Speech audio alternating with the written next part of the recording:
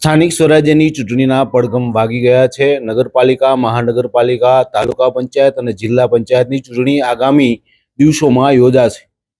રાજ્યની 33 જેટલી જિલ્લા પંચાયતોની મુદત આજે 17 માર્ચના રોજ પૂરી થઈ રહી છે। ત્યારે પોરબંદર જિલ્લાની જો વાત કરીએ તો 1999માં પોરબંદર જિલ્લો જાહેર થયો હતો અને અત્યાર સુધીના આ 12મા પ્રમુખ તરીકે પરબતભાઈ પરમાર છે એ 2.5 વર્ષ સુધી પોરબંદર જિલ્લા પંચાયતનું શાસન એમને અહીંયા કર્યું છે। એમની સાથે આપણે વાત કરશું કે 2.5 વર્ષનો જે સમય છે એમનો પ્રમુખ કાળ તરીકેનો એ કેવો રહ્યો, લોકો સાથે તેમનું કેવું એટેચમેન્ટ રહ્યું, આ સાથે પોરબંદર જિલ્લાના વિકાસ માટે કેવું એમણે કામ કર્યું, તેમની સાથે આપણે ખાસ વાતચીત કરશું। પરબતભાઈ, આજે 17 માર્ચ પ્રમુખ તરીકેનો કાર્યકાળ આપનો પૂરો થઈ રહ્યો છે। આવતીકાલથી વહીવટદાર શાસન કરશે।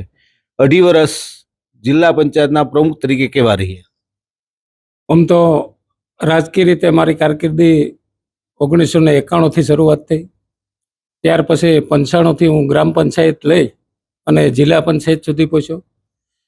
ભારતીય જનતા પાર્ટીના આગેવાનો એ મને પ્રમુખ તરીકેની જવાબદારી આપી અને એ જવાબદારીમાં મેં સુપેરે નિભાવવાનો અથાગ પ્રયાસ કર્યો અને લોકોના અપેક્ષાઓમાં હું ઘણો બધો ખરો ઉતર્યો હવે હું લોક લાગણી કહીશ। ખાસ કરીને આ 2.5 વર્ષ તમારા માટે કેવા રહ્યા પ્રમુખ તરીકે? મને 2.5 વર્ષમાં લોકોની સેવા અને સેવાળાના માનવીનું કામ કરવાનો એક જે અહોભાગ્ય મને પ્રાપ્ત થયું તે બદલ હું આ પોરબંદર જિલ્લાને હંમેશા ઋણી છે। 2.5 વર્ષનો એવો કોઈ સમય કે જે તમે જે કામ લોકો માટે કર્યો અને તમને આત્મસંતોષ થયું, 2.5 વર્ષમાં એવો કયો સમય અને કયું કામ?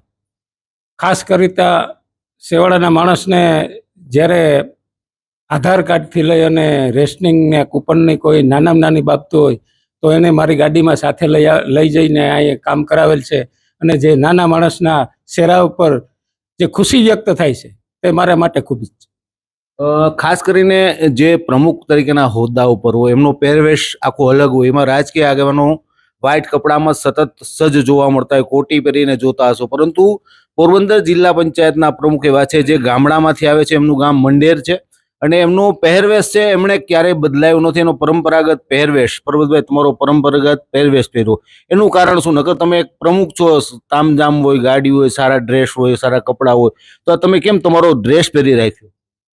ખાસ કરીને તો હું 12મા ધોરણ સુધી ભણેલો છું અને મેં મોટે ભાગે હાઈસ્કૂલનું શિક્ષણ જુનાગઢ ખાતે લીધેલ છે, પરંતુ પોરબંદર જિલ્લો એ ખેડૂતની ભૂમિ છે અને હું પણ એક ખાસ ખેડૂતનો પુત્ર હોવાને નાતે કોઈ પણ નાના માણસને મારી પાસે આવતા, સૂટ બૂટવાળા પાસે આવતા થોડીક અસકાય અને મારે સાદા ડ્રેસ અને મારી માનવતા ખાતર અને સમાજ મારી પાસે આવી શકે તે માટે મેં મારા જીવનમાં સાદું જીવન જીવવાનું પસંદ કર્યું છે।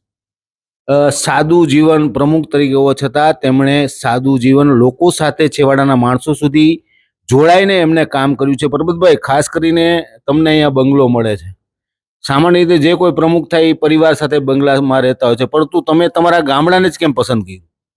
ખાસ કરીને મારી કર્મભૂમિ મારું ગામડું છે અને લોકો રાતે પણ મને મળી શકે, 24 કલાક મારો ફોન ચાલુ હોય, મારો દરવાજો ખુલ્લો હોય, લોકોએ મને અહીં બેસાડેલો છે અને ભારતીય જનતા પાર્ટીએ મારામાં વિશ્વાસ મૂકેલો છે।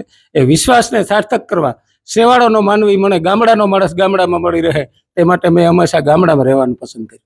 બરોબર, તમારી જિલ્લા પંચાયતની જે ભાજપની આખી બોડી હતી, તમારા ચેરમેન હતા, એ બધાનો કેવો સહયોગ મળ્યો? પોરબંદર જિલ્લો એ એક અલગ પ્રકારનો જિલ્લો છે।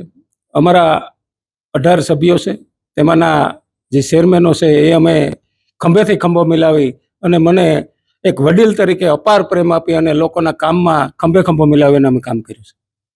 ખાસ કરીને ભાજપે તમને વર્ષો બાદ 91થી લઈને તમને 24 અથવા 23માં પ્રમુખ પદ આપ્યું છે, ભાજપે તમારી પર વિશ્વાસ મૂક્યો, એને લઈને શું કહેશો?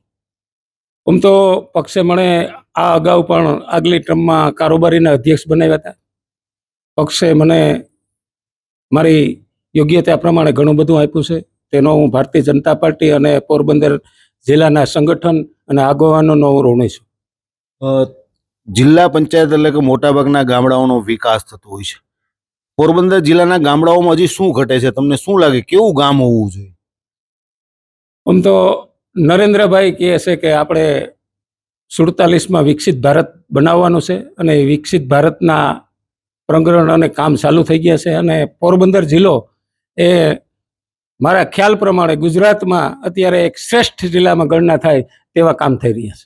ભવિષ્યમાં હજુ આપ રાજકારણમાં રહેશો, અન્ય કોઈ હોદ્દા ઉપર આવશો કે કેમ? હોદ્દા એ તો પક્ષની અને જરૂરિયાત છે, પણ હું જીવું છું ત્યાં સુધી ભારતીય જનતા પાર્ટીનો સૈનિક છું અને છેલ્લા શ્વાસ સુધી હું કામ કરતો રહીશ. આ હતા પોરબંદર જિલ્લા પંચાયતના પ્રમુખ, જેમની ટર્મ આજે પૂરી થઈ છે. પરબતભાઈ એટલે એક સરળ વ્યક્તિત્વ, એક ગામડાનો માણસ, જેમણે આ જિલ્લા પંચાયતની ખુરશી ઉપર બેસી સાદગીપૂર્ણ રીતે પોરબંદર જિલ્લાના છેવાડાના માનવીનો કઈ રીતે વિકાસ થાય એ દિશામાં 2.5 વર્ષ સુધી પોતાનું યોગદાન આપ્યું છે. આજે એમની ટર્મ પૂરી થઈ છે, તેમ છતાં એમનું એક સ્વપ્ન છે કે પોરબંદરનું દરેક ગામડું છે એ ગોકુળિયું ગામ બને અને ભવિષ્યમાં એમનું પક્ષ જે કહેશે એ જવાબદારી નિષ્ઠાપૂર્વક નિભાવી અને પક્ષ સાથે જોડાય અને લોકોના સેવાના કામ કરવા છે, તેવું એમનું કહેવું છે.